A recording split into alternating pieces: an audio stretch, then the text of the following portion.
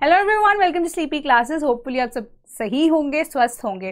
तो आज पॉलिटी के डेली डोज के क्वेश्चंस की बारी है। तो 5 क्वेश्चन डिस्कस करेंगे with respect to polity and साथ साथ उनकी एक्सप्लेनेशन को भी जानेंगे कि जो क्वेश्चंस हैं वो सही क्यों हैं। Let's get started. First question we have is कि प्रधानमंत्री आवास योजना अर्बन में, जिसको हम पी में यू भी बोलते हैं, has been in use recently. With respect to it answer the following. तो first statement we have is Pradhan Mantri Awas Yojana urban is a flagship mission being implemented by Ministry of Housing and Urban Affairs and it was launched in 2015. Second, affordable renting houses complexes is a sub-scheme under the PMAU for urban migrants or poor. Third, under the Pradhan Mantri Awas Yojana urban, housing shortage is decided based on the demand assessment by states or UTs. Which of the following statements are correct? A 1 only, B 1 and 3 only, C 1 and 2 only and D all of the above. तो इसका correct answer है but obvious option number D, that is all of the above. तो जब हम बात कर रहे हैं प्रधानमंत्री आवास योजना की, तो अर्बन एरिया में यहाँ पे हम डिस्कस करने वाले हैं। यू यहाँ पे जब बात कर रहे हैं, you stands for urban, right.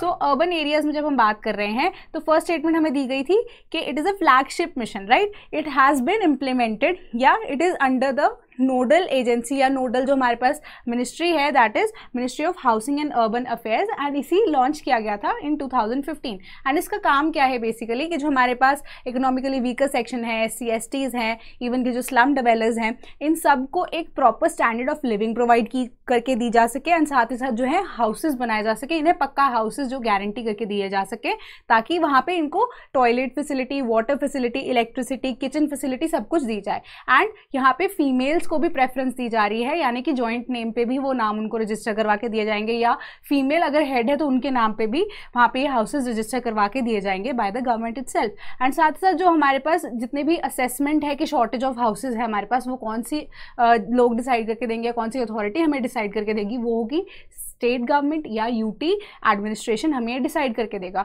तो फर्स्ट एंड थर्ड हमारी जो स्टेटमेंट है क्वेश्चन में वो बिल्कुल करेक्ट हो जाती है। एंड साथ ही साथ यहाँ पे अफोर्डेबल रेंटल हाउसिंग कॉम्प्लेक्सेस जो है एक सब स्कीम है, दैट इज अंडर द प्रधानमंत्री आवास योजना अर्बन। अगेन जो है एक अफोर्डेबल रेट पे हम उन लोगों को, those who are not privileged enough कि वो काफ़ी महंगे रेट में हमारे पास ज़मीन खरीद सके। सो एज अ रिजल्ट वहाँ पे उन्हें क्या दिया जा रहा है, एक और इनिशिएटिव अंडर द प्रधानमंत्री आवास योजना कि अफोर्डेबल रेंटिंग हाउसेज उन्हें प्रोवाइड किए जा रहे हैं, ताकि अगेन एक basic standard of living maintain करवा के दिया जा सके एंड एक पक्का हाउस जो है उन्हें इंश्योर कराया जा सके जो उसे नहीं अफोर्ड कर सकते। So it is a scheme जिसके बेसिस पे ये चीज़ कहा जा रहा था बाय द ईयर ऑफ 2022, जब इंडिया जो है 75 ईयर्स ऑफ इंडिपेंडेंस अपने सेलिब्रेट करेगा। So it was an initiative के मैक्सिमम लोगों को जो है, एक स्लम डिवेलपर्स की भी जब हम बात कर रहे हैं, या जितने भी मैक्सिमम लोग हैं उन्हें पक्का हाउसेस को प्रोवाइड करके दिया जाना चाहिए। So this was the initiative launched by the government of India in 2015. So next question we have is कि National Commission for the Protection of Child Rights (NCPCR) has published draft guidelines to safeguard the children. ठीक है, as per the above statement, the producer needs to seek permission from which government official before including a child in a short. तो अब हमारे पास OTT platforms जो हैं, over the top platforms जिनकी बात कर रहे हैं, उनके रिगार्ड्स में रिसेंटली एक रूल पास किया गया है। तो जो प्रोड्यूसर हैं किसी भी मूवी के या किसी भी ऑन स्क्रीन जो भी प्रोड्यूस कर रहे हैं किसी भी शो को, उनको परमिशन लेनी है किस गवर्नमेंट ऑफिशियल से as per the new laws? A district magistrate, B high court, C district court and D superintendent of police. तो इसका करेक्ट आंसर है option number A, that is district magistrate. तो we have the apex agency with regards to, अगर हम child rights बात करें, that is national commission for protection of child rights. तो उन्होंने recently over the top platforms के लिए, जिसको OTT प्लेटफॉर्म जैसे नेटफ्लिक्स हो गया, हमारे पास अमेजॉन प्राइम हो गया, इन सब के रिगार्ड्स में नए रूल्स जो हैं with regards to child rights के रिलेटेड या चिल्ड्रन के रिलेटेड नई चीज़ें जो उन्हें, नए लॉज जो हैं उन्हें इंप्लीमेंट करने की बात की गई है। एंड कहा है कि अगर किसी भी चाइल्ड को आपको इंक्लूड करना है इन अ शॉर्ट, तो you will require to seek permission from whom? From the district magistrate, ठीक है, ऑफ दैट पर्टिकुलर एरिया। और वो परमिशन 6 महीने के लिए वैलिड रहेगी।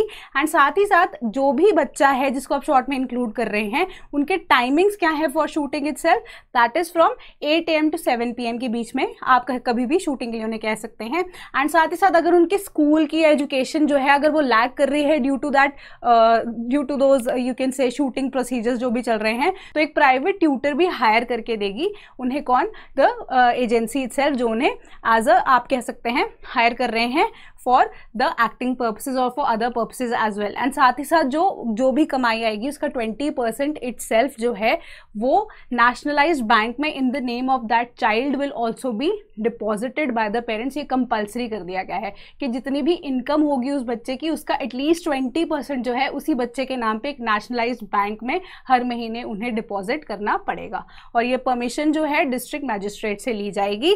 डिस्ट्रिक्ट मैजिस्ट्रेट की परमिशन वैलिड होगी for 6 months। So next we have is when was the Panchayats extension to the Scheduled Areas Act passed by the Indian Parliament? A 1998, B 1996, C 1995 and D 1993। तो इसका correct answer है option number B, that is 1996। तो जब earlier हमारे पास पंचायती राज act आया था by means of 73rd constitutional amendment in 1992, तो वो पंचायती राज एक्ट जो है सिर्फ विलेज पंचायत्स में ही अगर आप कहें एप्लीकेबल था। स्केड्यूल्ड एरियाज जो जिनको घोषित किया गया था in the article 243 sub clause M के अकॉर्डिंगली, वहाँ पे स्केड्यूल्ड एरियाज में ये लॉ जो है एप्लीकेबल नहीं था। बट लेटर ऑन हमारे पास भूरिया कमीशन की या भूरिया कमेटी की रिपोर्ट आती है, रिकमेंडेशंस आती हैं 1995 में, एंड फाइनली जो है गवर्नमेंट ऑफ इंडिया डिसाइड्स या जो पार्लियामेंट डिसाइड्स कि एक्चुअली में जो हमारा बेसिक कल्चर है इनिशियली के विलेज पंचायत होने का, ग्राम पंचायत होने का, वो हमें स्केड्यूल्ड एरियाज में भी लागू कर देना चाहिए। क्योंकि basically we are all Indians, right. हमारे पास ये बहुत पहले से ही एंशिएंट सिविलाइजेशन से हम देखें तो village panchayat has been a part of the Indian culture itself.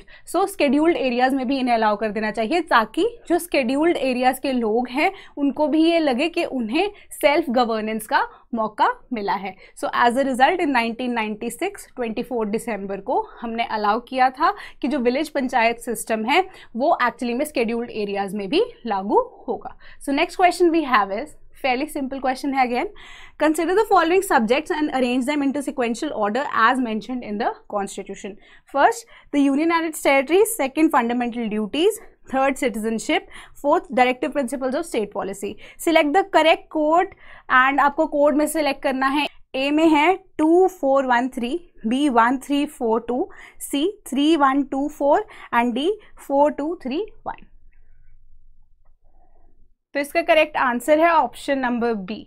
ठीक है, वो कैसे अब देख लेते हैं। ऑप्शन नंबर बी है, first we have union and its territories. तो यहाँ पे आपको पता लग जाना चाहिए कि हम कहाँ बात कर रहे हैं, किस बारे में बात कर रहे हैं, राइट। हम बात कर रहे हैं यहाँ पे parts of the Indian constitution. तो यहाँ पे एक हिंट यही रहता है कि सबसे पहले जब आप एक कंट्री को बनाने जा रहे हैं तो आपके पास वहाँ पे एक टेरिटरी यानी कि जोग्राफिकल एरिया का होना जरूरी है। तो सबसे पहले यूनियन एंड इट्स टेरिटरी हो गया, यानी कि फर्स्ट जो है पॉइंट हमारा आना चाहिए यूनियन एंड इट्स टेरिटरी। तो बी ऑप्शन के अकॉर्डिंगली डायरेक्टली हमें पता लग जाता है। इसके अलावा आप यूनियन एंड इट्स टेरिटरी को जब इस्टेब्लिश करते हैं उसके बाद आप अपने सिटीजन को सिटीजनशिप प्रोवाइड करेंगे। ठीक है, देन वी हैव थर्ड। ठीक है, देन सिटीजनशिप के बाद आपके पास वैसे फंडामेंटल राइट्स आते हैं, बट डायरेक्टली यहाँ पे हमारे पास directive principles of state policy, क्योंकि fundamental rights we do not have in these options. तो then we have 4 directive principles of state policy. उसके बाद हमने फंडामेंटल ड्यूटीज को ऐड किया, दैट इज सेकेंड, जहाँ पे हमारा ऑप्शन नंबर बी जो है वो करेक्ट हो जाता है। इसके अलावा कुछ सर्टन ट्रिक्स जो है मैंने डिस्कस की थी कि हम कॉन्स्टिट्यूशन के जो पार्ट्स हैं उसे ईजिली